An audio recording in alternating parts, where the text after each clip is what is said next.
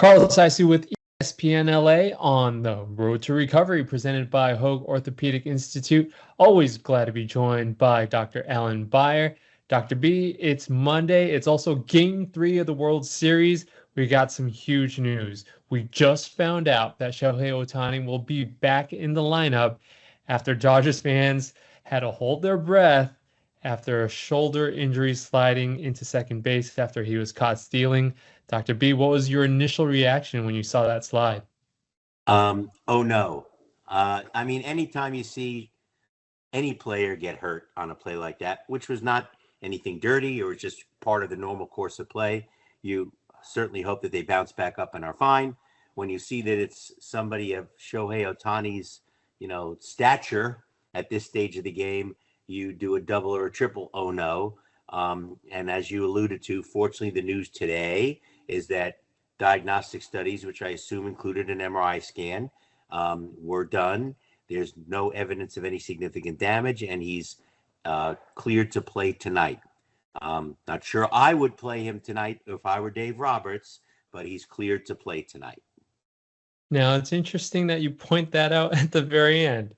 I'll stop you right there. I'll first say, okay, the Dodgers have a 2-0 lead, and it's the World Series. If this wasn't the World Series, if the Dodgers didn't have a 2-0 lead, how would that change your mind? Well, if it wasn't the World Series, by no stretch of the imagination would I let him play. I'd let him rest a couple of days and feel back to himself. Yes, this is the World Series. Fortunately, by the way, one of my initial reactions was, thank God it's not his throwing shoulder, because that's the same shoulder that same elbow that he's currently rehabbing from Tommy John surgery. And who needs an injured shoulder thrown on top of that? Because that would interrupt his rehabilitation from his elbow surgery. It's his left shoulder. And even though he bats lefty, certainly there's some strain on both shoulders with the batting maneuver, the batting motion. So I'm old school. It's not like you need him tonight. It's not like the series is on the line. It's in New York. It's not in LA. I would probably he's just flown back, just today, late last night or today, because all the studies were done yesterday. I'd let the guy rest for a night. It's not as if his teammates aren't picking up the slack. Indeed, he's probably been the most underperforming of all the Dodger bats so far in the World Series. So I would probably let Freddie Freeman and the other guys pick up the slack and go for it. If the Yankees win the game today, you still have home field advantage for 2 games more. I would be inclined to give him a day of rest. But, it's the World Series. There's a million eyeballs on the TV. Very highly rated World Series, by the way, first since 2016 or 17, I think. Since 2017, a lot of eyeballs on this World Series. Even more eyeballs on this World Series in Japan than there are in the entire United States. What does that tell you? So that's part of what goes into the decision. They want to see Ohtani play. And indeed, if there's no damage and he's feeling okay, he's not reporting any symptoms, I would assume that he's good to go. And at the first sign of him saying, Coach, it's bothering me a little bit, they're going to yank him and sit him down. Absolutely. The viewership, like you mentioned, is really adding the world to the World Series. You mentioned, Doc, about him potentially, if for some reason he feels any sort of discomfort, he'll mention it to Doc Roberts and he may be rested. But let's take a step back first. The doctors officially ruled it as a shoulder subluxation. What does that mean? So that means the shoulder partially dislocates. The ball and shallow socket. The shoulder is a shallow ball and socket joint. It means that the ball slightly came out from being articulated with the socket. Now, for that to happen, there has to be at least some stretching of the soft tissues that hold the shoulder in place. He's obviously very strong in terms of his rotator cuff strength, so his musculature can overcome a slight amount of stretch in his shoulder ligaments. But by definition, he partially dislocated his shoulder. Can you help us, Doc, experience what that feeling is? Like, what is Shohei feeling in his shoulder? It's initially just some pain in the joint itself, especially when you elevate the arm and hold it up or cock it backwards. Fortunately, in the batting motion, that doesn't happen very much. In the pitching motion, obviously that happens tremendously. So if this were his throwing shoulder, I'd be very, very concerned about what the timeline is for him going back to throwing. But for batting, your arms are down low. The shoulder doesn't see that much force in that direction. So it's probably not an issue. Now, we've been talking about him playing in game 3. What are some of the signs that you're looking to observe, whether he is comfortable or uncomfortable at the plate swinging with the shoulder injury? Well, first of all, in the pregame warm-up, when he's doing his stretching, he's going to be able to report to the training staff, hey, it doesn't feel exactly right.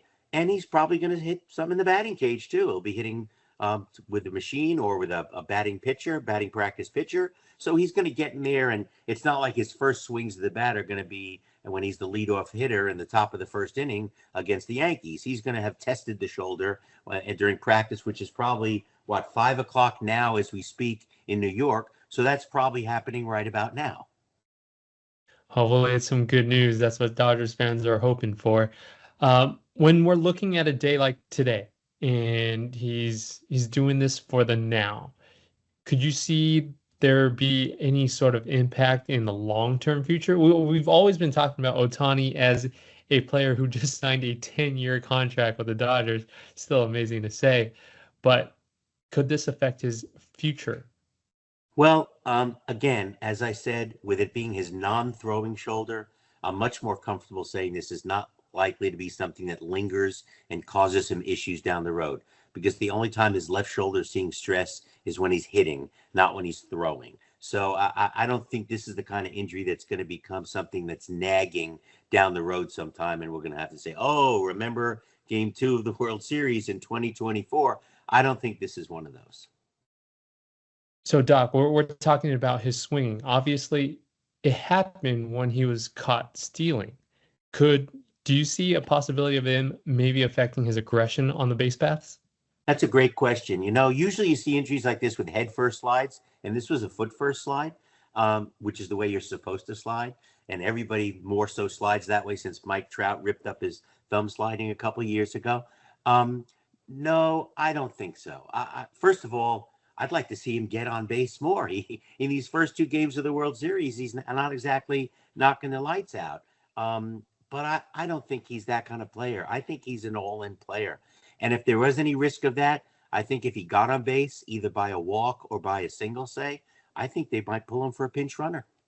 If it was a situation where they really needed that run, let's say they were down by 1 and they needed to move that guy over into scoring position, if they felt that there was any hesitation on his part, they'd pull him for a pinch runner. Which is incredible to say because he's obviously one of the best base runners. He only stole 50 something this year, right? Oh, I mean, it's not like they have Ellie De La Cruz on the bench waiting to run for Shohei. Dr. B, thanks for always for your expertise. But not only are you an expert when it comes to the medical field, how about the baseball field? How are you enjoying these games? 2 fabulous games. I mean, first game, a walk-off grand slam home run. Really? I mean, after the Yankees had scored in the top of the 10th, Freeman comes back and hits a walk-off grand slam home run in LA. I mean, I was in Angel Stadium for game 7 of the 2002 World Series when the Angels won and those thundersticks were going crazy. Thank God they don't use those anymore. And the rally monkey. Yeah, and the rally monkey. I think the rally monkey died the last couple of years. I don't think we've got a rally monkey anymore. But that was, I thought Chavez Ravine was going to collapse. I mean, it's unbelievable. What more could you ask for? And then in game 2, the Yankees have bases loaded with 1 out in the top of the 9th, only down a couple. It just took one well-timed, base hit to tie that game up and send it into extra innings. It's been an unbelievable World Series so far. I kind of hope the Yankees win a game or 2 here in this New York swing because you'd like it to go on to game 5, 6, or 7. You don't want it to be a 4-game or 5-game World Series. It's that great a battle. So I think that pitching's still going to make a difference. I think they yanked Garrett Cole a little bit too early in game 1, quite frankly. I thought he was still pitching well. Tonight, you got Walker Buehler pitching for the Dodgers, which he's had some rough goes in the playoffs. He's done some good things, but he's had some rough times too. Tomorrow's going to be the Dodgers bullpen game, which who knows against the lineup like the Yankees. So this World Series isn't over yet. Certainly the Dodgers are a strong, strong favorite to win, having won the first two. But with the 2-3-2 format, this series isn't over yet. Yeah, you really never know. And I gotta agree with you as a baseball fan, Dr. B. We've waited a lifetime for Dodgers Yankees, the best of the best, the West Coast versus the East Coast. Let's make sure it doesn't last just 4 games, as much as I'd also like that as a Dodgers fan. I think a Dodger victory in Game 6 at home would be probably the perfect ending for Dodger fans. Very fitting, because that day would be Fernando Valenzuela's birthday. I know. That was a big loss, big loss. A great one. He was the Shohei Ohtani of the whole Mexican population that he brought in as Dodger fans back in those days. People forget how excited this town was with Fernando. It's amazing the legacy that he will leave, not just with the Dodgers, but with the community, like you mentioned, Doc. Thank you very much for always joining us, Dr. B, on the road to recovery.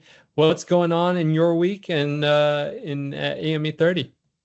So, Doctor in the Dugout this Saturday, we're going to have a favorite of the LA sports scene, John Vallely. He used to be a basketball player for the UCLA Bruins back in the John Wooden days, the Pyramid of Power. I'm really anxious to talk to him about his experiences with Coach Wooden. Does he think that kind of thing can ever happen again with the way college sports have changed thanks to NIL? So we're going to get into that a little bit. He's a great guy and a great one to talk to, and he was there in the midst of it. So it should be a fun show.